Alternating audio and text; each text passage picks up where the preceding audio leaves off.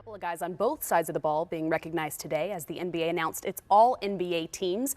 The first team being led by Stephen Curry, LeBron James, Russell Westbrook, Kawhi Leonard, and DeAndre Jordan. Jamal, a teammate of yours. What do you think about the first team? Great news for DeAndre Jordan. No Obviously, KD. Watching him, no KD, you're right. Watching DJ, his growth and his maturation continue to get better. I can't be more happy for him. It's tough, though, when you have these conversations because you want to talk about, like, snubs, and who was left off. But if you mention anyone who was left off, you have to say who he would have replaced and who should be in that position. But you mentioned KD, Dennis. We can go ahead and take a look at the All-NBA second team. He does headline that team along with Draymond Green, DeMarcus Cousins, Chris Paul, and Damian Lillard, a guy that wasn't even named an NBA All-Star. Speaking of snubs, what do you think about that second team? And Jamal, being still active, what's more important nowadays? Probably be an All-Star or make All-NBA team? Well, I think for the players, it's more exciting to be an All-Star, but it's probably more important to be an All-NBA guy.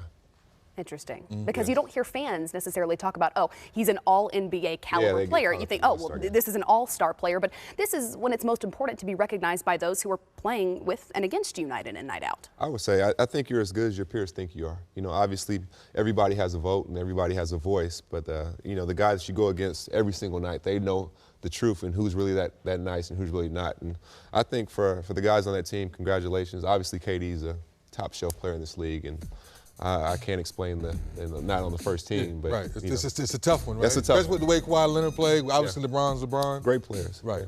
Well, here's the All-NBA third team: Paul George, LaMarcus Aldridge, Andre Drummond, Klay Thompson, and Kyle Lowry. Speaking of all-star point guards. Now, we talk snubs. Obviously, it's easy to go there, but some guys notably left off of any of these lists: Anthony Davis, James Harden. Those are going to be kind of some of the names they're thrown in the hat. Well, Anthony Davis, you understand, because he was banged up a lot this year, missed a lot of games due to injury.